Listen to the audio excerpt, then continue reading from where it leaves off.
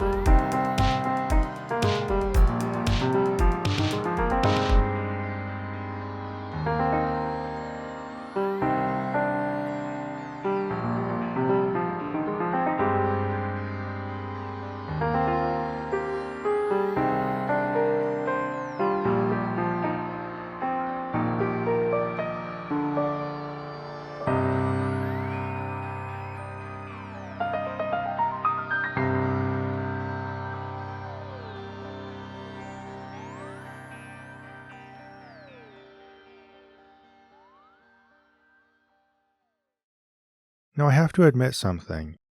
This script has been very difficult for me to write. Aside from the fact that it digs up a lot of weird, intense experiences, there's just more ground than I could ever fully cover. Thus I've decided to break it down to two videos, each covering a specific topic. Today I'll talk about the messed up ways they try to steer us toward a relationship with God, and next time I'll go into more of the things they taught us and how it all affected my thinking. Now the thing our school wanted, above all else, was for us to know and love God. But trying to push kids to have a relationship with God always ends up being a confused, directionless endeavor full of dead ends and frustration for one simple reason. God doesn't exist in any evident way. This means you can't exactly point to Him and say, go get to know Him, nor can you tell if someone's doing so because it's all totally internal. Thus, there's nothing concrete you can sink your teeth into in terms of either instruction or assessment. If you want to know whether kids are having a relationship with God, you just kind of have to watch for behavior that gives you a gut-level feeling that they are. And in my experience, people mainly look for kids to do two things. 1, show strong emotions for God, and 2, please God with their actions. Now we'll see in this video that expecting kids to do these things, at least to the satisfaction of fundamentalist Christian adults, is totally unrealistic and at odds with any reasonable understanding of child development. We'll also see how horribly wrong things can go when staff keeps trying to coerce behavior that meets these expectations. Take the first one. If you have any realistic understanding of the world and how it works, you'll understand why kids would have difficulty displaying emotion directed toward an undetectable being they were just kinda taught exists. However, if you're a fundamentalist Christian, you might not see it this way.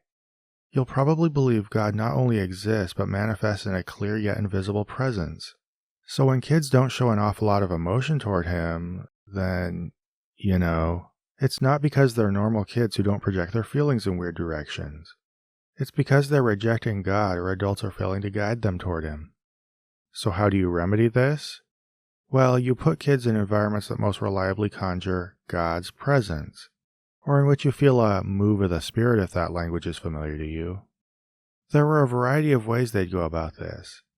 They'd set up days of prayer and fasting where we could virtue signal by not bringing lunch and the chapel was always open for us to go pray or quietly skip class. Or they might take us on retreats with multiple services, breakout sessions, and long drawn-out times of prayer. I'm going to focus on the most regular form, which was morning devotions. Starting in 7th grade, these were held in the chapel, and they got really intense. This made the whole thing mercilessly relentless. Because unlike a retreat, these were daily, and you never knew when things were going to get crazy. Sure, on any particular day, you could just have a regular song set and sermon before going to class. But just as easily, things could take a different turn. Your morning would almost always start out seeming normal. You horse around in the parking lot until the bell rings, then come in and put your stuff away, grab your Bible, and head up to the chapel, all the while chatting away with your friends like normal. You're never sure when a teacher might give you a look for milling in and socializing like a normal kid instead of looking like you anticipate time with God, or when one might get up and chastise everybody for doing it. But you keep going like normal because that's what kids do. Finally, a staff member gets your attention and praise, they strike up the music, and things are cruising along. But then at some point you start to notice warning signs of escalation. One or two key players starts to get emotional during worship. The principal keeps going back to specific emotional songs or even repeating the same line over and over. That was fun. Or a teacher cuts in with some remark about where we're all at in terms of character or drawing close to God. Suddenly you know you're in for a long morning. And not just long, but uncomfortable. Because while you're standing there for an endless, boring string of songs and prayers and testimony, you don't even get to relax and zone out. At any point, you could catch the eye of a teacher who was scrutinizing you for signs that you were enjoying God's presence, and if you did, you had to look sufficiently enraptured or at least attentive instead of just standing there bored, in the presence of the almighty creator God of the entire universe who's seen fit to bless you with his presence and you can't even bother yourself to... So yeah, it was a little rough. And you didn't even get the benefit of any kind of structure. It was just a long, meandering fever dream. It seemed like they were considered more successful the longer they went. And when they were really good, they'd end up with everybody gathered in a circle listening to people do things like repenting and venting their feelings. I sometimes remember a sense of emotional release at this point, probably caused by a combination of chanting, music, and finally being able to open your eyes after holding in so much pent-up energy, but I think it was largely vicarious. The same few students always seemed to be in the middle of it, and you always knew which one was going to urge us to draw closer to God, which would talk about how bad they felt about their sins, and which would end up crying. It seemed at least partially performative, and at least one of the more involved ones later admitted to me that he was putting on an act. He even laughed at the principal for taking him seriously every time he'd go on crying about God and his sins. Now this wasn't all of them, so I don't mean to paint them with a broad brush. The point is just that I don't think participating in this stuff is any kind of measure of a person's character. A lot of kids just sat quietly through it all feeling bored or uncomfortable, because that's just a perfectly normal reaction to that kind of thing. It was for me. But the staff didn't see it that way, which led them to have some weird reactions to normal behavior. I remember a time the principal had us all crowd onto the stage of the chapel to worship together. I guess it was supposed to create a more intimate group environment or bring about an intense move of the spirit or something. We were all jammed up on stage together, right up in each other's personal space with the worship team squeezed up against us, the projector used to display lyrics right in the middle of us, and staff just right there watching how much emotion our faces were or weren't showing, when suddenly there was a little popping sound and the projector bulb went out. Naturally, most of us paused and looked around a little, and a couple girls started giggling. As far as I could tell, nobody was being overtly disrespectful. It was just a momentary reflex, a normal reaction to a spontaneous production gaffe. In fact, if you understand what was going on, if you get what was really behind the badly misunderstood emotional state they were trying to get us into, a burst of giggling is almost to be expected. Just emotional energy being vented when the spell of the moment is broken. But the principal didn't see it that way at all.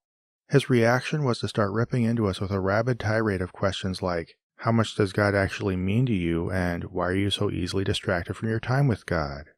You know, the kinds of developmentally appropriate questions you ask teenagers after a lapse in concentration. Or there was this other time when after worship the principal just walked up to the podium and blurted out, "There's sin in the camp." Just like that, out of the blue with no context. Instantly I froze. My blood ran cold and I noticed everybody in the room was silent. Now for those unfamiliar with the Bible, sin in the camp is an allusion to a story in which God tells Joshua that someone in Israel had sinned, so of course they dealt with it in their customary fashion, which was murdering a bunch of people with rocks. Of course nobody thought the principal was going to murder anybody, that's Old Covenant, but the reference connoted a very severe problem that was going to be dealt with severely. So what did the point end up being? He ended up just saying that he had sin in his heart just like we all do and that God's dealing with it. So basically he scared the poo out of us for nothing. That was pretty cool. You won't totally get why we were so freaked out until you understand something. In this environment, you were always cringing as if a ton of bricks were over your head, ready to fall at any moment. It didn't matter what you did or didn't do. It wouldn't matter if you were the best kid in the world. At any point, you could have unknowingly committed some microscopic misdeed. At any point, you could have insufficiently engaged in acts of worship so abstract that you never knew if you'd done them right. In either case, you were rejecting or rebelling against God, and that was just big trouble. This gets us into the second expectation, which was that we engage in godly behavior. Now I can see how this part might sound to a Christian. That I'm just mocking the idea of being godly because I'm a depraved atheist who loves sin and thinks we should have been free to run around without restraints on our behavior. But that's not it. I think behavior should be guided and restrained, just to a realistic extent for intelligent reasons. Basically, you want to train children to be productive members of society who empathize with and respect the boundaries of others. And you do this by teaching them emotional and social intelligence along with rules. But the Christian education we got stepped way outside this kind of training and was often at odds with it, focusing its expectations on pleasing a God. When you're fixated on something that abstract, that unverifiable, then two things happen. One, rules get unhinged from any intelligent process of weighing the consequences of actions, since they can be about whatever a person imagined God wants based on their understanding of Him in the Bible. And two, practically every misdeed is seen as a willful affront to Him that showed a lack of care for Him. This all resulted in some strange rules with severe consequences. Just to rattle off a few examples, there was no dating and absolutely no listening to or singing non-Christian music. There was a very restrictive dress code, of course, and as you might expect, it was mostly focused on girls. Starting in 7th grade, girls had to wear dresses that covered their knees. No pants allowed. They couldn't show any shoulder, and strangely enough, they weren't even allowed to wear tank tops under other shirts for fear it might stir the imaginations of boys. We also had what's called a 6-inch rule. You might have heard of it before. It's this thing saying that boys and girls had to remain 6 inches apart from each other at all times. So keep your distance at dances, except that we didn't have them because dancing was absolutely out of the question. You're probably picking up on a major theme that runs through a lot of the rules, which is that a lot of them were about purity and sexuality. Now again, for people who just think I'm speaking as a sin-loving atheist, I'm not suggesting school should be a free-for-all in this regard. You need to put thoughtful, evidence-based consideration into what kinds of boundaries, dress, and behavior are appropriate and how to teach them to kids. But when you instead just decide God wants some standard of purity, a standard arrived at by foggy intuition about propriety, grown men's disturbing thinly veiled observations about what makes teenage girls attractive, and least of all the Bible, you end up with a mess of weird, neurotic, draconian rules that aren't always even healthy for kids. I should also talk a bit about the no non-Christian music rule. Now sure, on one level this was just part of a whole other set of rules trying to get us to avoid corrupting influences from the world, including R-rated movies, humanist ideologies, anything that could be construed as witchcraft and so on, but the issue with music was fundamentally different. At its most severe, the school taught you shouldn't listen to any song that wasn't about God. Music was created to glorify Him, after all, so any music that didn't do that was explicitly co-opting the very thing music had been created for and leading your emotions in a direction other than straight to God. Mary Had a Little Lamb?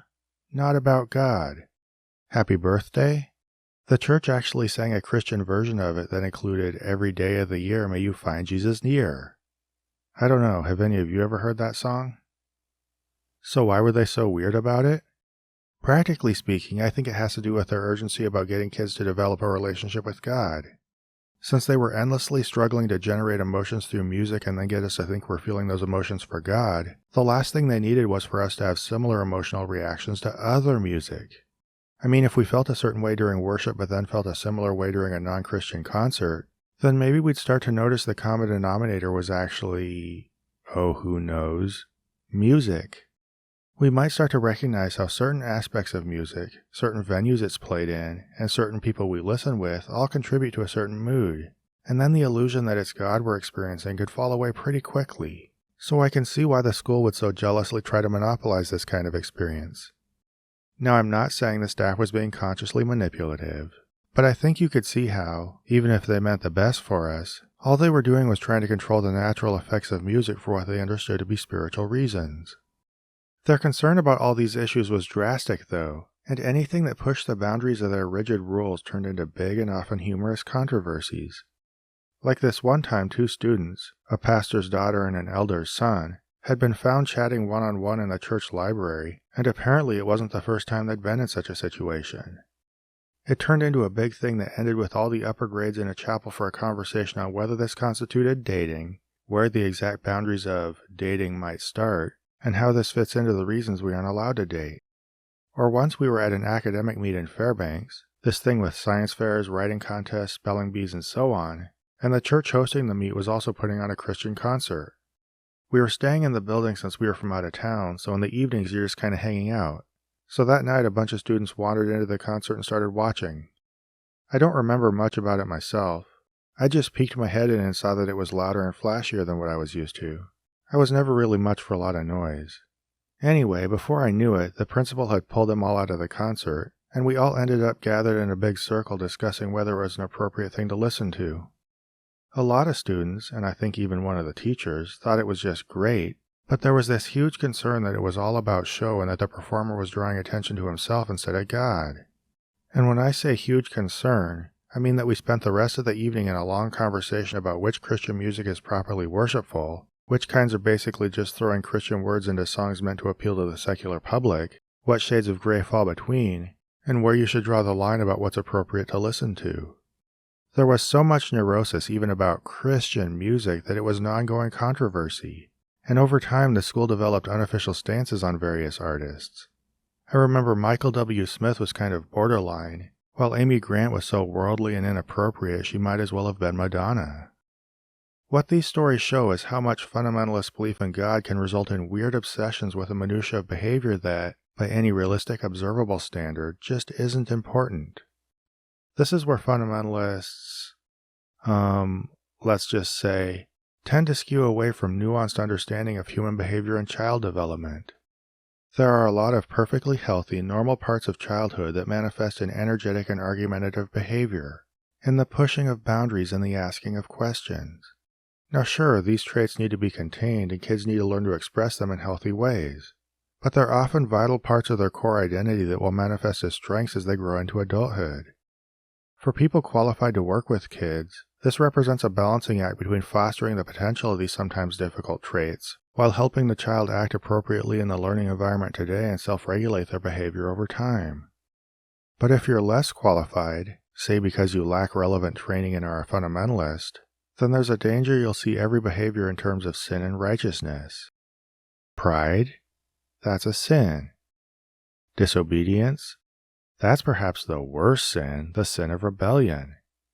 Are you being rowdy in class? That's a sin. And if your teacher told you to be orderly and attentive and you didn't, it was also rebellion. This meant a lot of perfectly healthy behaviors were categorized as sins, and basic forgetfulness or lapses in impulse control were misunderstood as willful decisions to sin. Because here's something fun.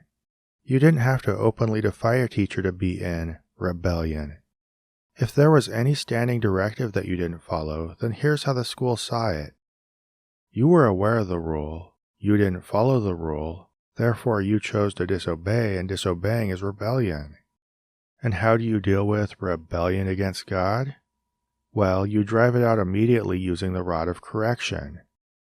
And yes, I'm literally referring to corporal punishment, meaning you get taken into the principal's office and spanked.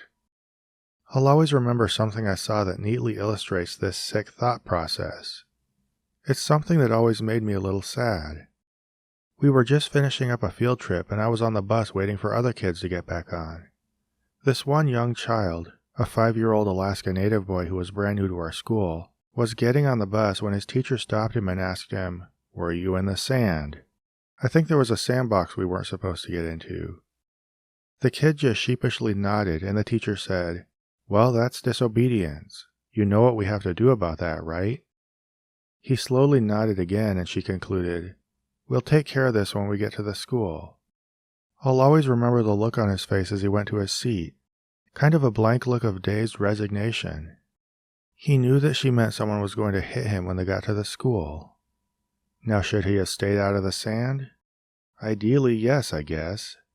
Was there a good reason for that rule?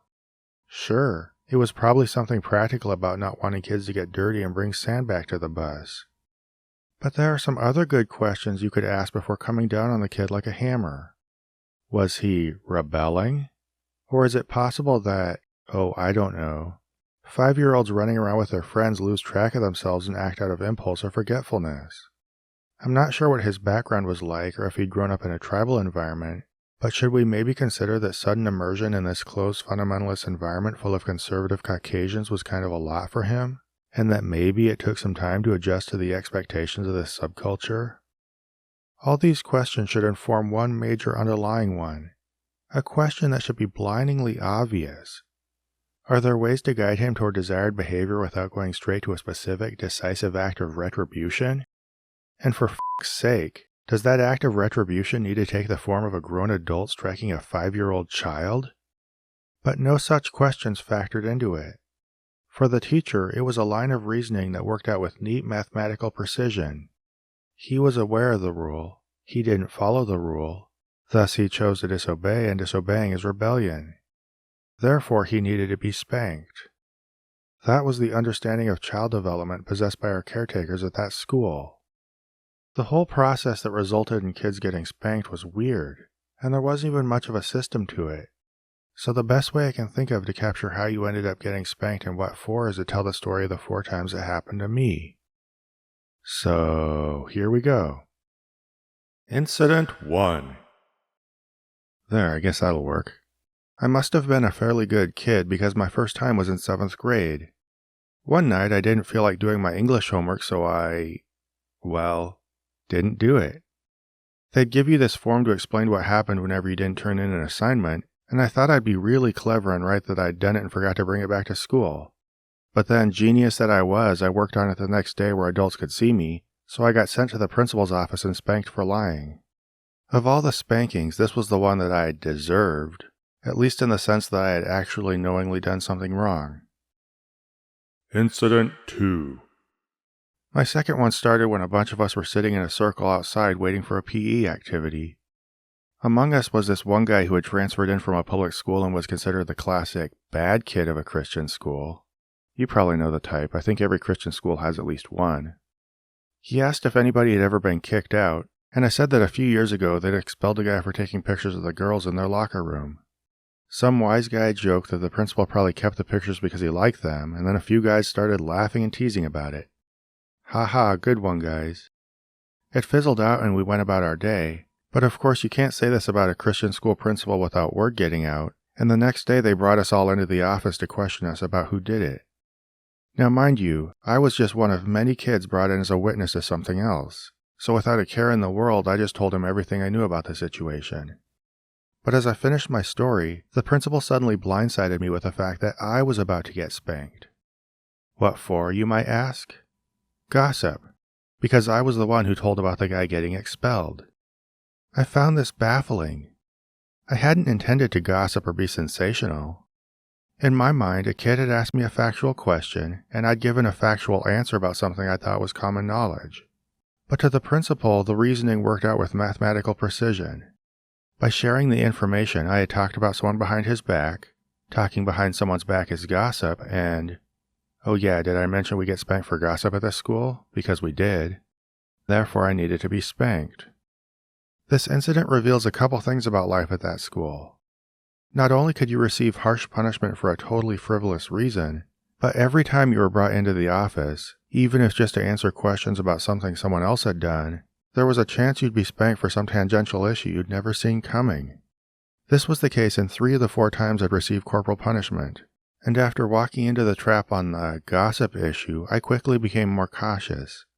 Every time I found myself in the office with a circle of other students, I learned to watch their body language, to listen carefully to what they were saying, to say as little as possible and measure my words when called upon.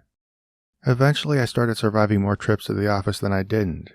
So I guess that school taught me one thing, which is the kind of scheming caution you need to survive a group interrogation. Incident 3. In this one, a guy lost his temper and threw a punch at his brother. I think he even bloodied his nose.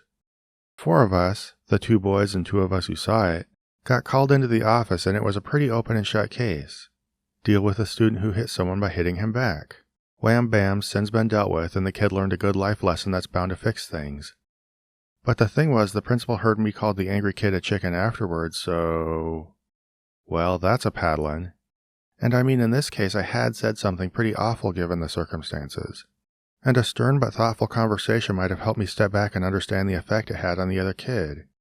You know, the kind of thing that guides you toward a better internalized sense of how to treat others. Going straight to spanking, in this case for sowing division in the school instead of unity, just reinforced the one blunt moral lesson the school was capable of teaching. If you do certain things in front of certain adults, you'll be in trouble. Incident number 4. The last one illustrates how easy it was to get into trouble over petty semantics. One day it had freshly snowed and we were all out playing in it during lunch. Apparently things got out of control and some kids started grabbing other kids and shoving their faces into snowbanks really hard, which of course was definitely a problem. I think I'd seen some of it happen out of the corner of my eye, but I and other kids were elsewhere chasing each other around sprinkling snow on each other's heads. When they brought us in to ask questions about the snowbank thing, I freely told my teacher what I'd been doing at the time. Because it was totally innocent. But as you probably suspect, the story sure doesn't end there. Because our school had this long-standing rule against throwing snowballs, and in this teacher's mind, sprinkling snow on someone's head counted as throwing snow, which broke the rule. I tried saying the rule was about snowballs, but he just dismissed me saying, "That doesn't fly." Apparently he thought I was just splitting hairs over the distinction between throwing snow and throwing a snowball to get off on a technicality, and he was totally incurious about whether there was more to what I was saying. Which is a shame because it wasn't a technicality. Ever since I was in kindergarten, they'd made it clear you couldn't throw snowballs because they might get packed with ice or rocks. Flinging loose snow wasn't considered the same thing and was usually openly allowed. Yet this brand new teacher, I think he'd been there a year or two, went straight to our school's ultimate punishment because of his off-the-cuff interpretation of a long-standing rule. Now this might sound petty to talk about, but the point of the story isn't to complain about the one stupid incident. It's about the dynamic we lived under. At any point on any particular day, you could find yourself brought into the office for intense questioning and likely punishment, and there was no way to avoid it. You could try your best to be compliant, but even if it were possible to contain every momentary impulse that leads to normal childhood behavior, from 8 a.m. to 3 a.m., day after day after day, a teacher could always produce some standing directive you weren't aware of, interpret a school rule in a way that surprised you, or glean some teaching from scripture that you could have never anticipated in your life. And suddenly something you'd done was revealed to be an act of rebellion, gossip, dissension, lying, or something else that ran so contrary to God's word that it warranted the rod of correction. And once you were in the office, there was no way to advocate for yourself. You could very meekly respond when questioned, but once a teacher declared you'd done something wrong, any attempt to further explain was arguing with an authority figure, and you definitely didn't want to go there. That's why, once this teacher said my explanation about snowballs didn't fly, I kept my mouth shut. It didn't matter how obvious my reasoning was. Hell, it didn't matter that if we'd gone out and asked around, almost any teacher would have verified my interpretation of the rules. His word was final, and the very act of saying just go ask other teachers would have been defying the final word of a God-ordained authority, which you just didn't want to do. If I did convince him to go out and ask, it's likely my pushback, not the interpretation of the rules, would have become the issue, and I wouldn't have found much solace in the involvement of other teachers.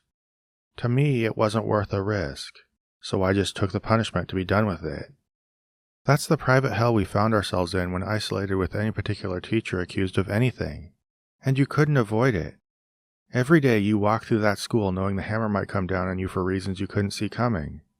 All you could do was hope to avoid drawing attention to yourself, and failing that not be the last person standing in a game of principal's office musical chairs. I was always a quiet, observant person, so I did fairly well, at least once I became cynical enough to navigate the system. A lot of other kids never did, and for that reason and no other, they ended up punished more often than I was. It's the kind of bizarre overreaction you get when you think certain behaviors conjure a magical force called sin. When you find sin, you need to drive it out. When you can't find it and drive it out, you need to contain it. Such was the case when a student wrote a mildly unwelcoming message on the desk of a classmate who'd been away.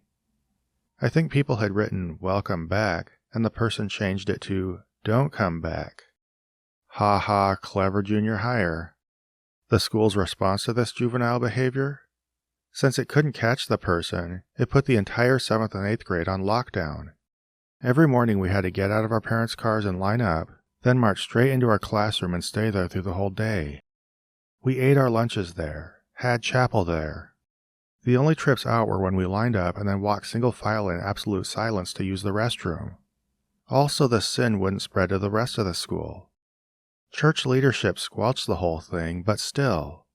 Just consider that such an idea actually entered the minds of grown adults who were in charge of a school, and it made enough sense to enough people to get implemented. So anyway, I know that was kind of a narrow cross-section of life at Christian school, but it was a lot of what consumed our attention and distinguished our experience from one in a secular school. Now I know what some of you might be thinking. Okay, Prophet Azad, fine.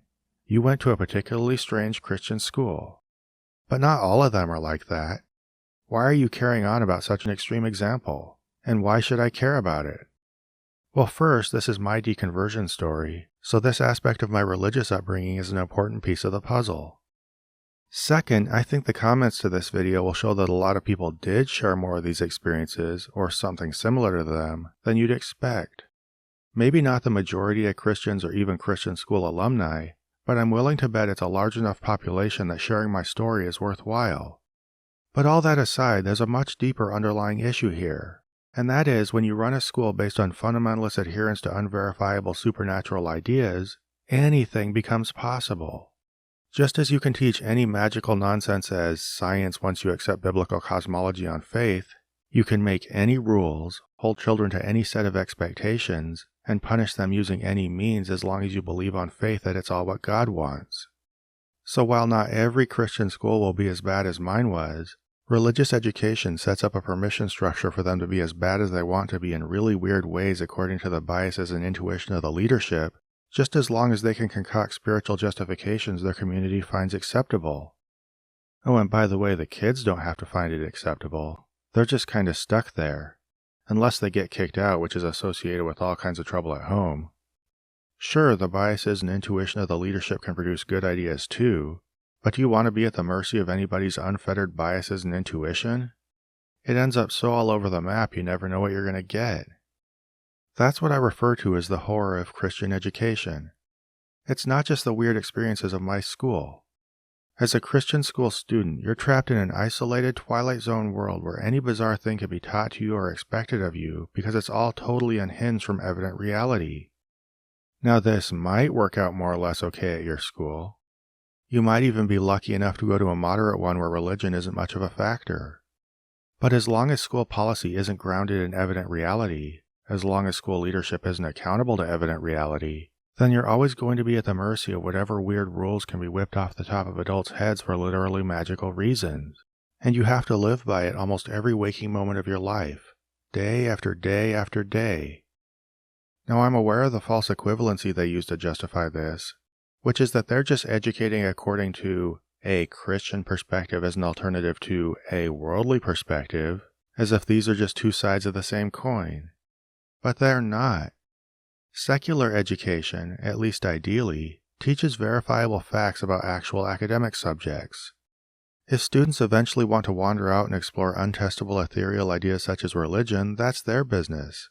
But since those ideas are, untestable and ethereal, they aren't considered topics of serious academic study. By contrast, Christian education is a practice by which a specific group of adults picks their personal favorite set of untestable and ethereal ideas and isolates kids in an environment where these ideas are just assumed to be fact. Since these kids are isolated in such a small, homogeneous community, they don't even get to encounter or understand the rich world of different people, lifestyles, cultures, and ideas that lie outside the walls of their school. At best, this wide world is ignored. Often it's lumped together and vilified as a single sinful entity called the world. I'll get into more aspects of this and how it affected my thinking in my next video. Before I close, I want to say something about the bad kid from my earlier story. The one from public school who asked if anybody had been kicked out. He was a little rowdy and liked to joke around and pull pranks, but not that much more than the other kids. And the big thing was that whether through the jokes he told, the music he liked, or whatever else, he just didn't fit the school's arbitrary mold of a spiritual kid. And honestly, I think whatever acting out he did do was often him just chafing against the hypocrisy of the whole thing. He often had this baffled, manic grin on his face like, what the hell is this place anyway? And didn't seem to have much use for the school's spiritual vision. Because of that, he was viewed as the one-dimensional, bad kid.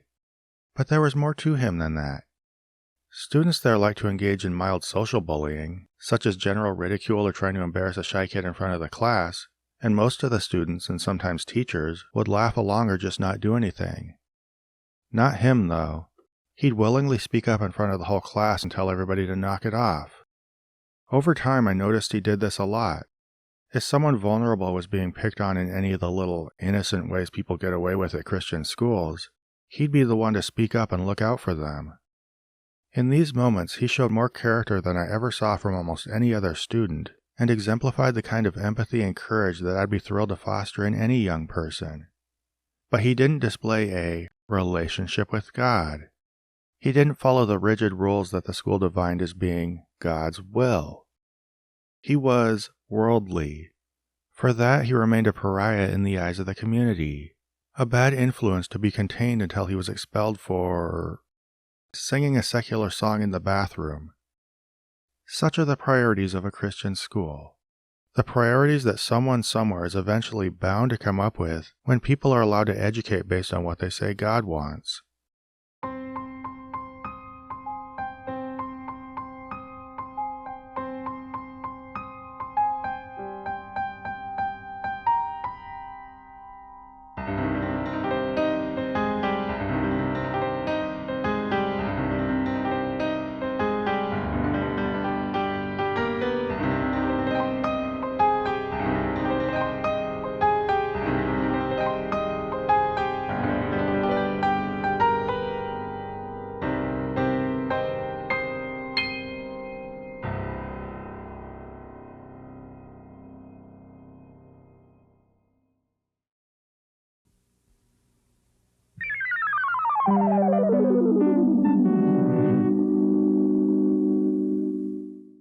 This program was made possible by a grant from John Adams, Bob Generic, Maggie Danger, S.R. Foxley, Daniel Bostedt, Magnus Holmgren, and Q, and by the generous support of viewers like you.